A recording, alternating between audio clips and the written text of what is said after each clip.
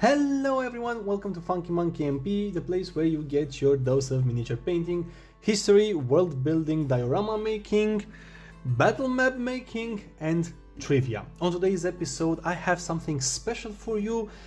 We'll be making dungeon tiles with built-in traps in case you need them. So let's get to it.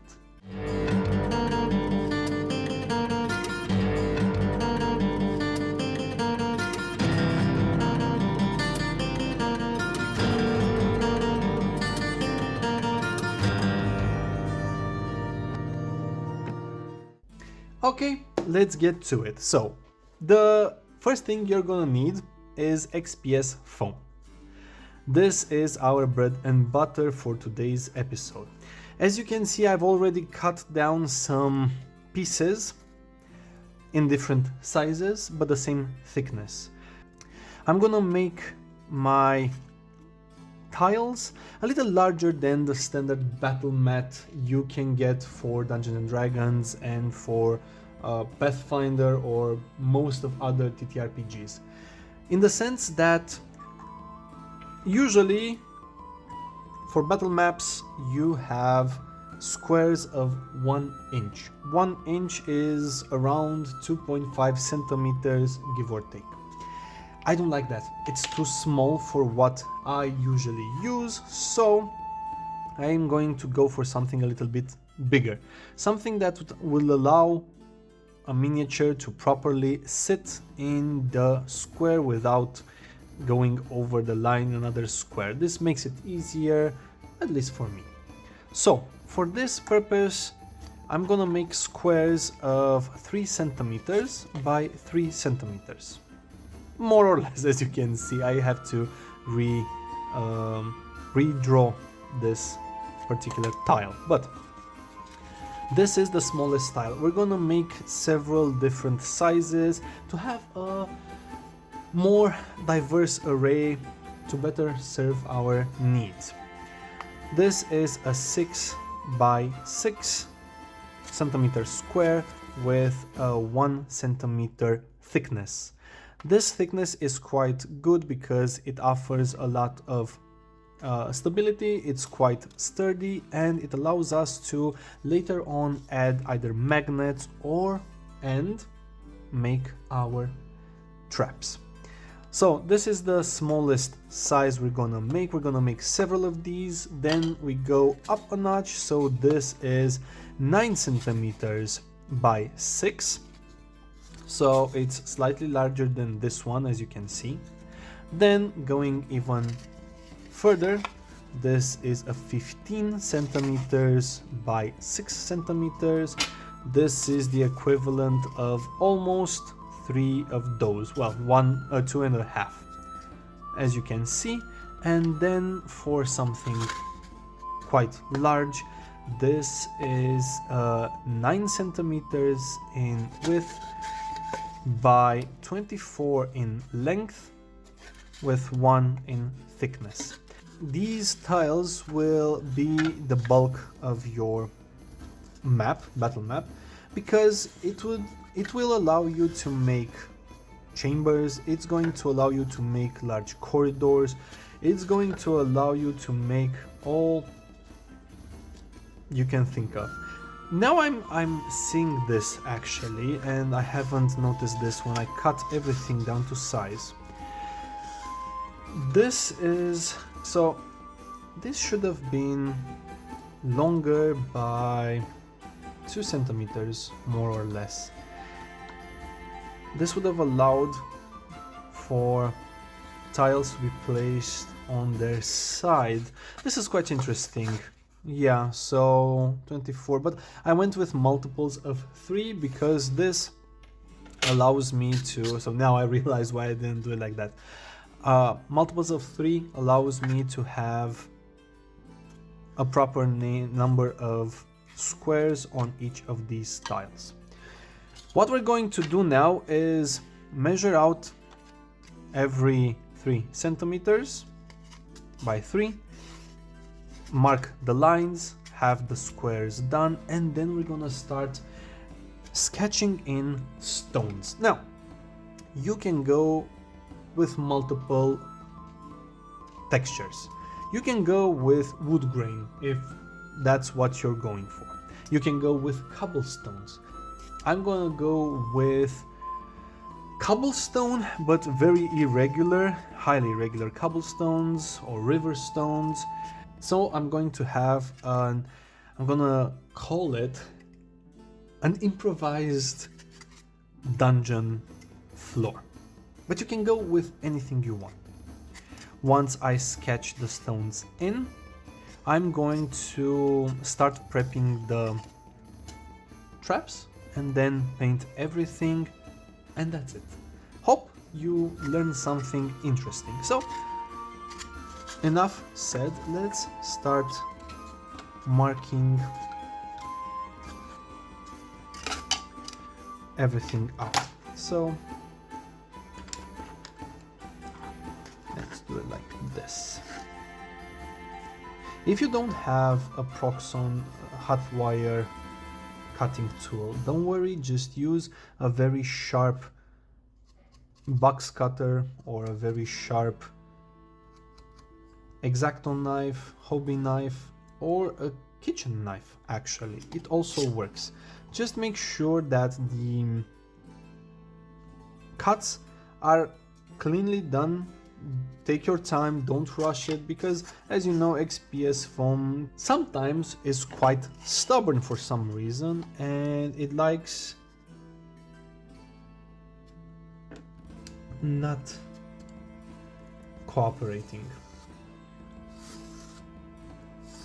Score the pieces of XPS foam using a pencil. This is quite good, and I recommend that you go a little deeper with your scores, and you'll understand why once I get to the trap making part.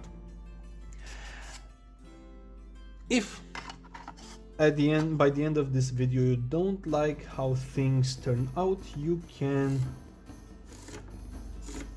go as shallow as you want. The idea is that you need to like the end result. That's it. Nothing else.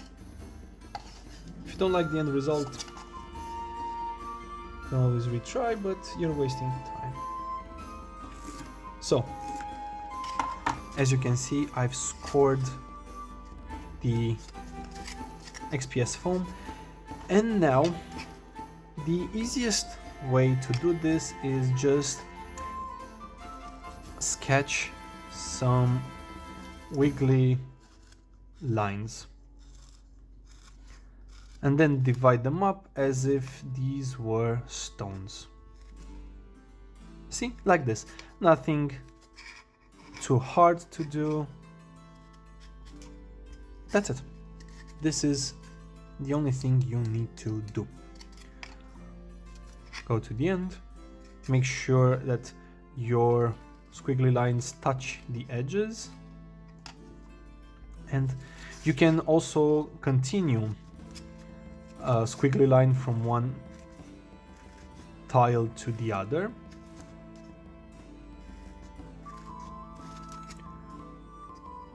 So this is a very highly irregular shape. I'm not going for some pattern, just want it to look like irregular stones.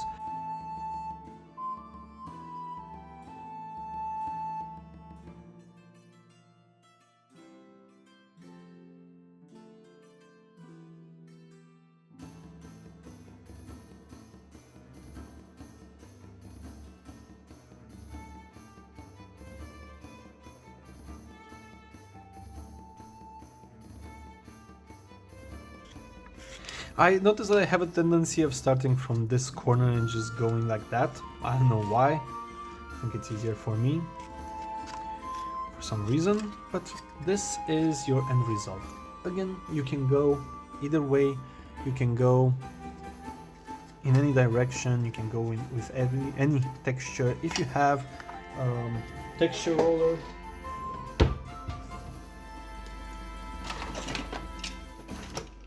like these are also awesome to use. cobblestones and flagstones. You can go with anything you want, but it's up to you. So I'm gonna do all of these and come back to you when they are done so we can go to the next stage. So let's fast forward. Okay, so I am done with making the tiles themselves. I have 2, 4, 6, 8 of these 5x2. I have 10 of these 2x2.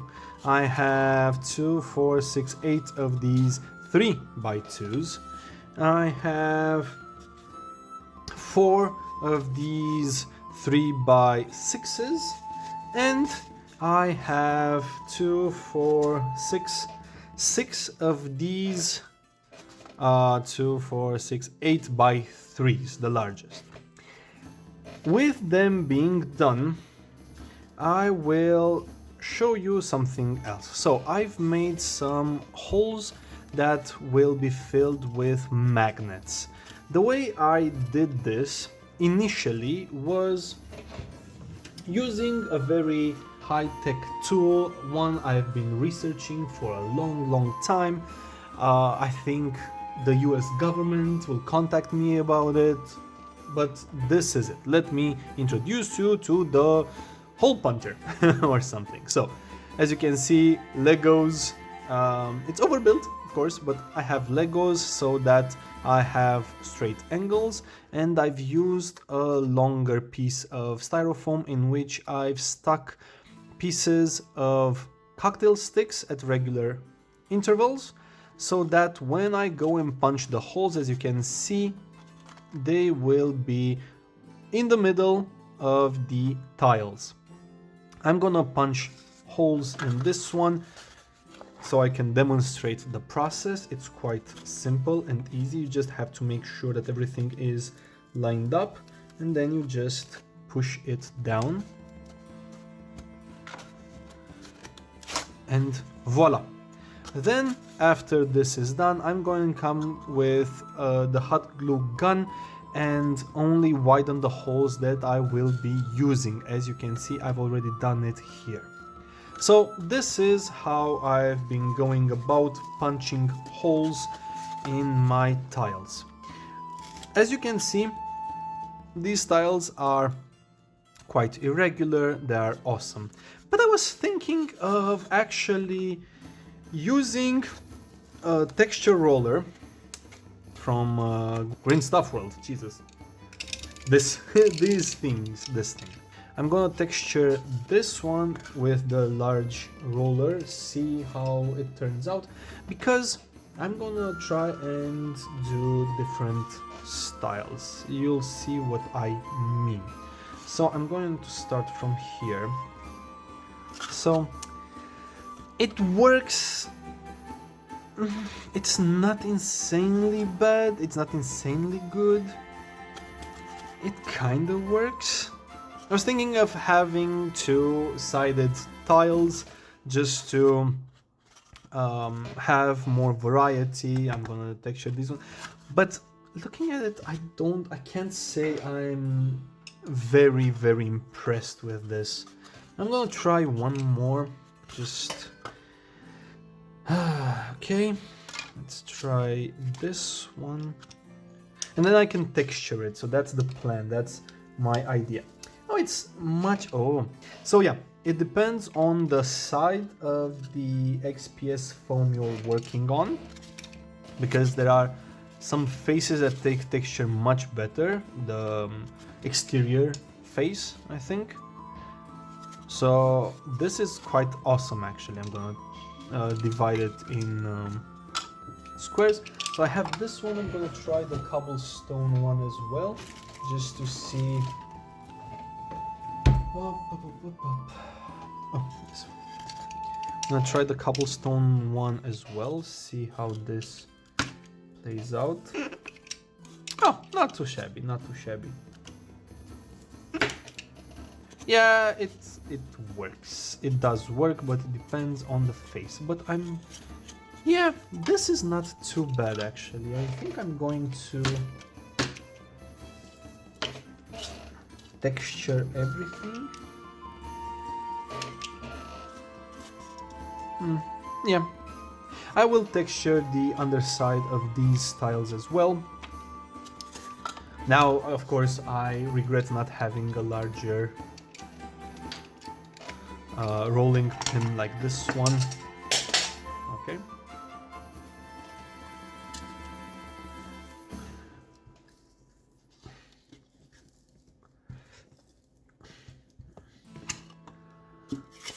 It works. It works.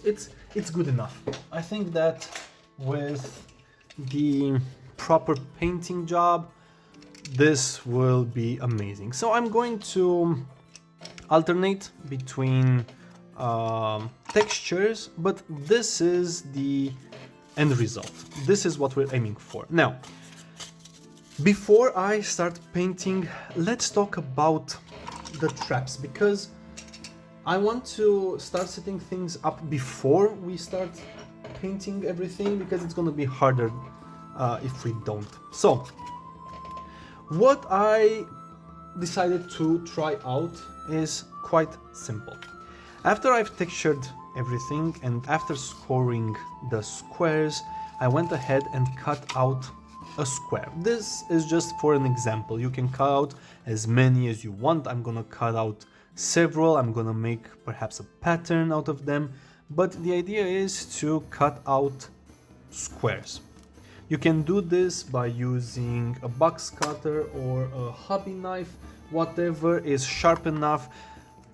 In my case, when I started cutting with these ones, the underside got really messed up. I don't know why, I did something wrong, but it's okay.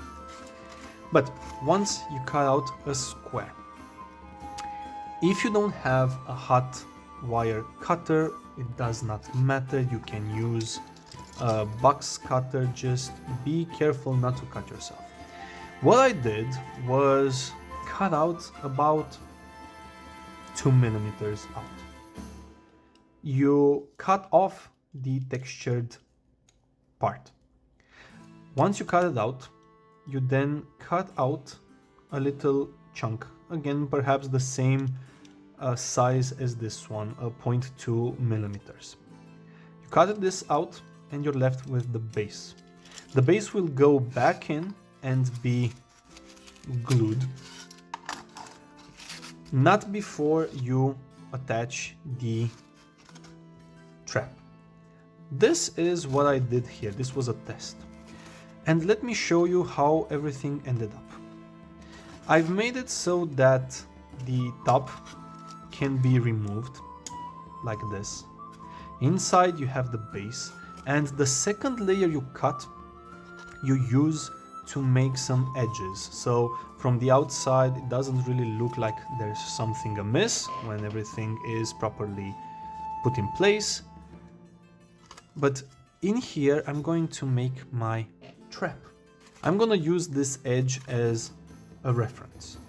In here I can make a pool of acid, I can make a pool of lava, I can make some spikes, I can make some, I don't even know what else. I can put some holes and say that there are poisonous darts shooting upwards. It doesn't really matter, you use whatever you need. But this way, I'm gonna have normal tiles when I need them, and I'm gonna have traps when I need them. This is built in. I think that the better way of doing this is actually having 3x3 centimeter squares that you glue together, and this way the scoring isn't so obvious, so the traps aren't so obvious. But it takes a lot of time, and in that way you could make it very modular. You can put in whatever traps you want. There are several ways of doing this, but in my opinion this is the easiest way, because if you don't want traps, you don't have to have traps, you just have the tiles, that's it.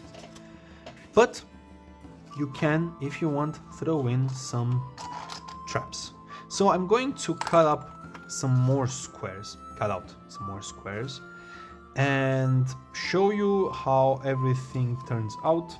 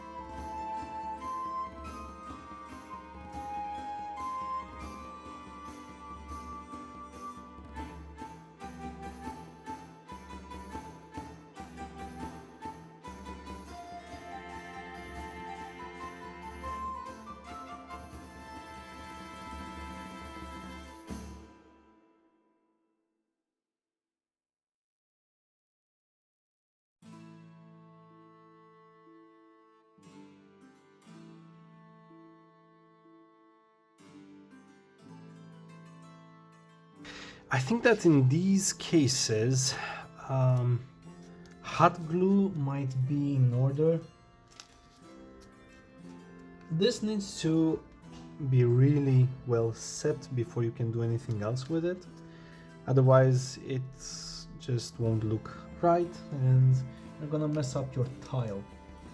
So, note to self and advice to you, don't go in diagonals until you actually fully glue something down on the edges, because I weakened the tile and now I have to wait for it to fully glue before I can do anything else, and this is a waste of time and of effort, and it's frustrating because, yeah, well, I should have thought of this beforehand.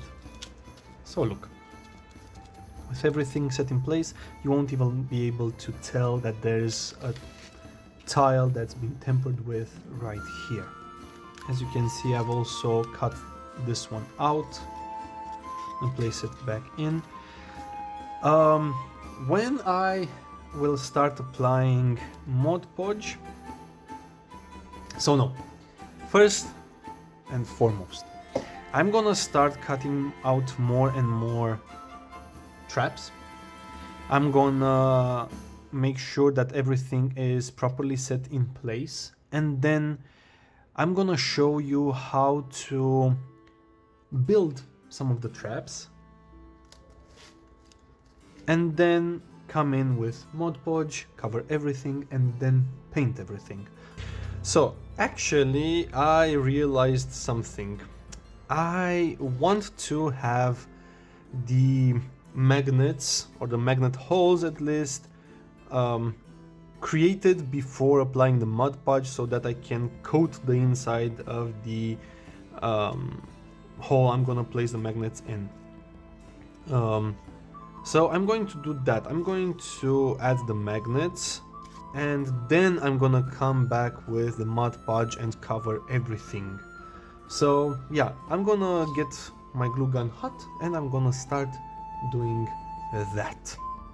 Okay, so as you can see, this is the process. Just make a hole with the hot tip of the glue gun, leave some glue behind, and then place in the magnet. So I am done covering everything in Mod Podge and adding magnets to everything. I kinda ran out of magnets, and I did not expect that. I thought I had enough of them, but apparently no.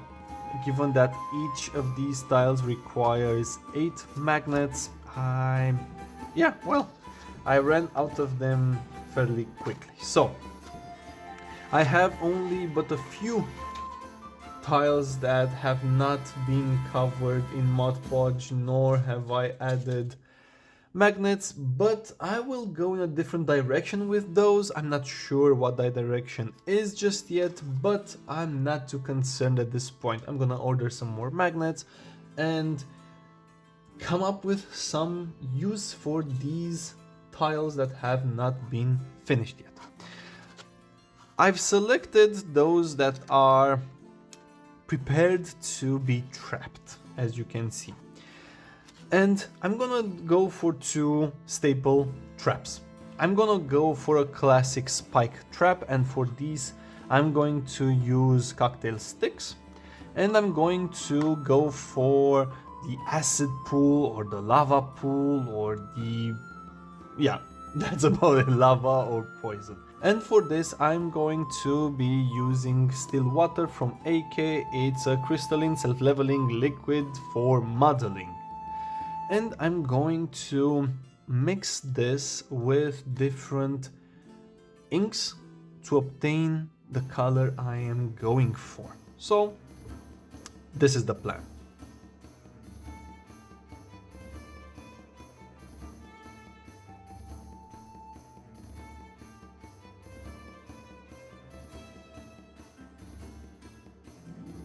This is the base idea, as you can see. Looks good. I'm going to paint around them when I'm going to cover everything, and when I place the piece on top, as you can see, you barely know there's something underneath. When you reveal it, you have spikes. So, as you might know, when building dioramas, some plans might change if something better comes along. And I was thinking that another classic standard trap is a fire trap.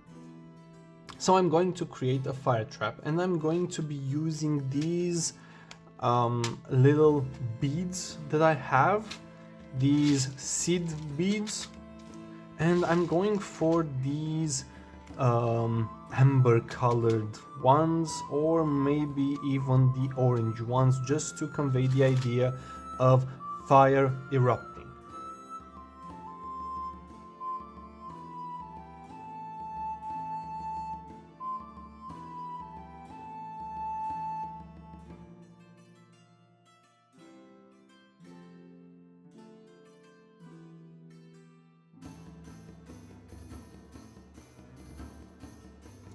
And voila, this will dry and will look amazing.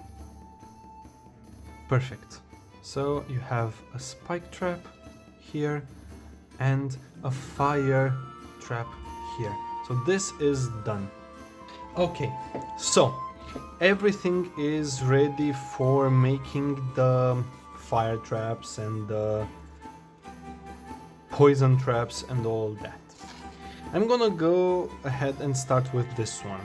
I checked that the edges are, or the lip of the tile is sealed properly. So I'm going to do the following. I'm going to use this acrylic artist fluorescent orange.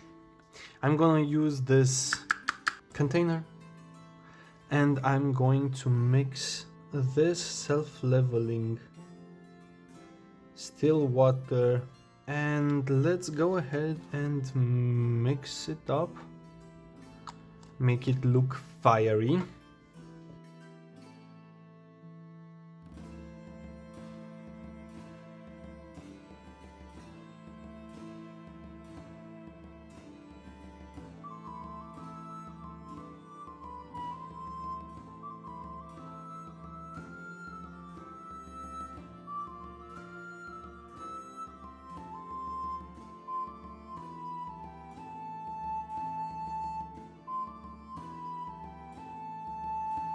It looks pretty good actually. I don't know about you, but I kind of like it. So I'm gonna move this aside, let it dry.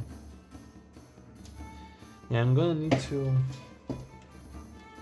put this somewhere where it can safely dry and my cats won't get to it. Okay, with that one out of the way, let's go for toxic green. I'm gonna go with this yellowish green.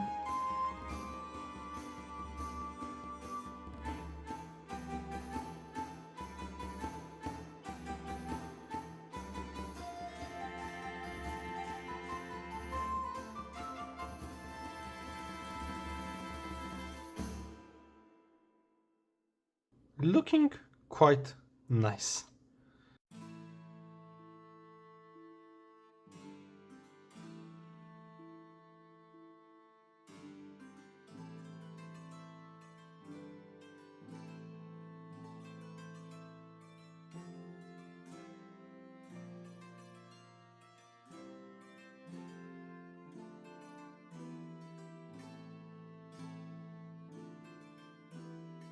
This will be an ice something, I don't know just yet.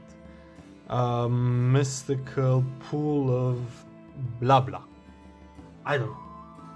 But I'm gonna put this aside. This one is the last one left. Now, I'm not all that convinced with this combination of colors, but it's magical. Who cares? I'm gonna leave it like this and allow everything. Oh. Ew. Okay. So the green one is dripping, so that's not good. Could have been much worse, but it's not good. Okay, so what I need to do, and surprisingly it did not spill out through this gap here, so no, it spilled out through here somewhere. Okay, so then I'm gonna wipe this down.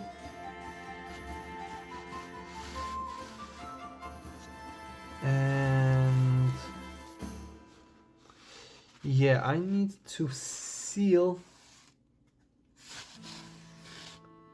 I need to let everything else dry without spillage, and then come in, reseal the lip of the tile, and then reapply the trap. While the trapped tiles are drying and reaching their final stages, I think this is a great opportunity to paint the normal tiles. Just start the process so we don't just wait for the trapped tiles to dry and we actually do something. So I'm gonna start by applying a base of gray. This is a neutral gray from Vallejo, and I will paint these tiles in gray completely and then come in with different colors.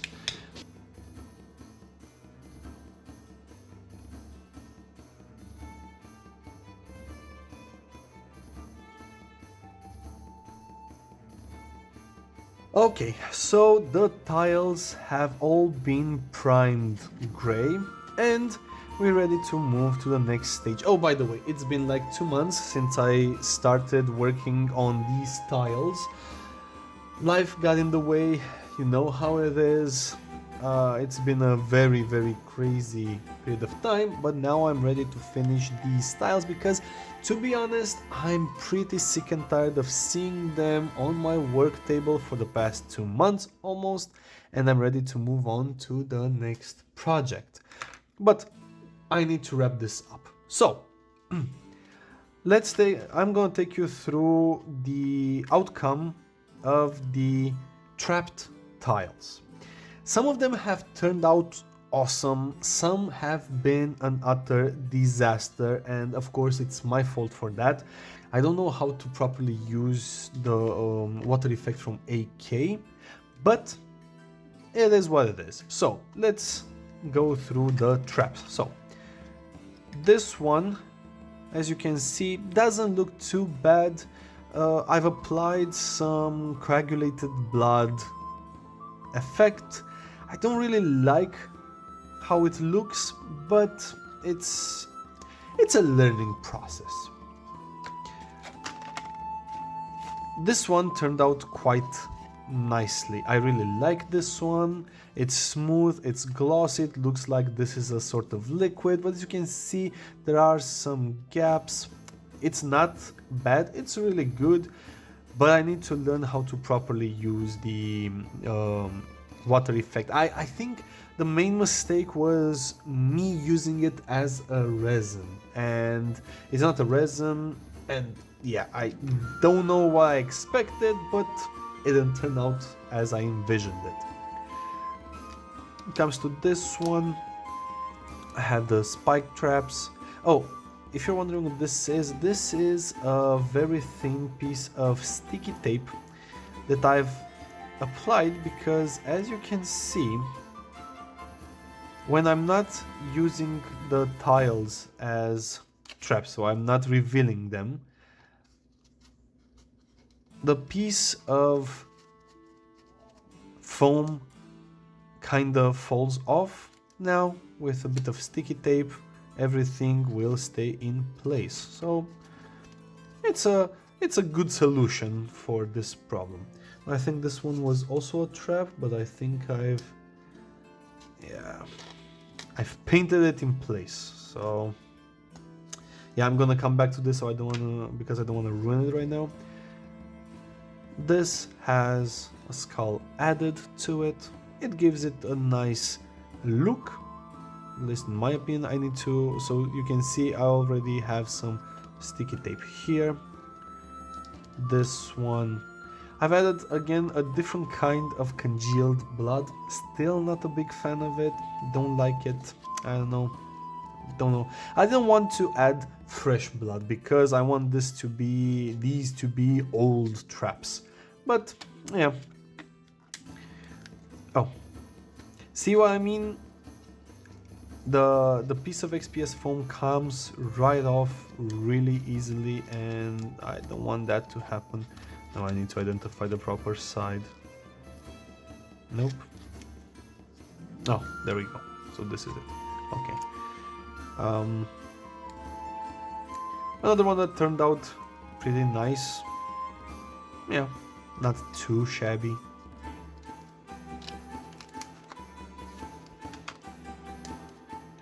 Another skull added.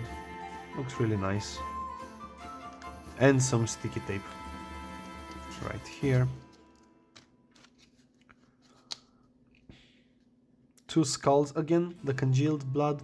Not a big fan, not awesome. I need to add some sticky tape to this one as well, but as you can see, it's not perfectly flush, and if you it holds its place, but yeah. Oh, this one I really like. So this one turned out really nice, as you can see, full of lava or something with a skull in the middle. I wanted it to add a charred skull, but by accident I I placed the charred skull in a different trap, so on a different tile, so I didn't want to go back and remove it and do something else, so I'm just gonna run with it. Nobody will ever know. Well, don't tell anybody. Okay, no, I said that I'm gonna come back to that one. This one turned out pretty okay, but as you can see, when it evaporated, when the water evaporated, it left behind these tears. I need to fill them in. Again, I need to learn how to properly use the water effect. Yeah, most likely I should have used some resin, but I don't have any, and yeah. So let's go to this one. So this turned out the worst, and this is because everything drained out. So I told you when I cut the squares out that you should make sure there are no tears like this. Yeah, so this allowed for the water effect to drain out, as you can see in this case. And yeah, it didn't end up looking all that good. I haven't checked on this one in the middle. Oh, yeah, see? It's not too bad, but yeah, if you can make it work better, do so.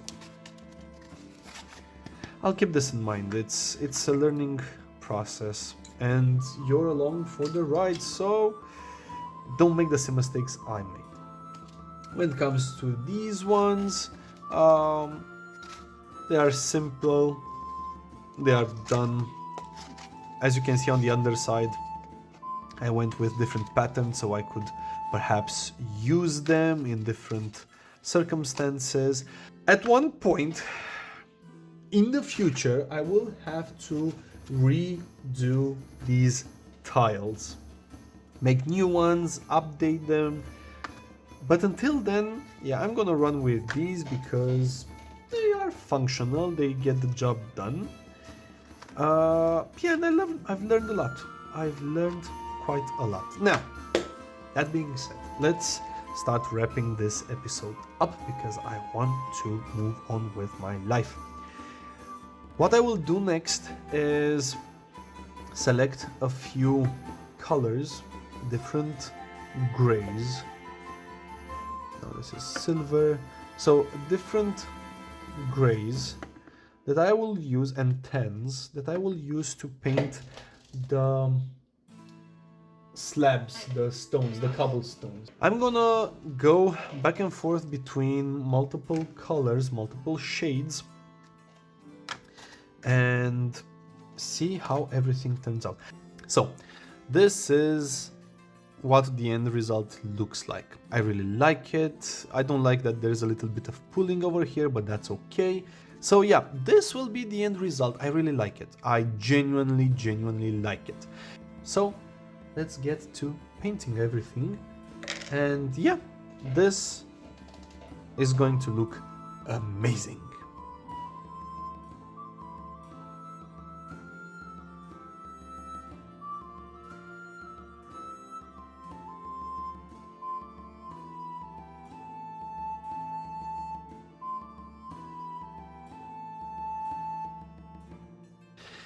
Okay, so with everything done, I washed all the tiles in the black wash, and now let's wait for everything to dry and see how everything turned out, and then we can wrap up this episode.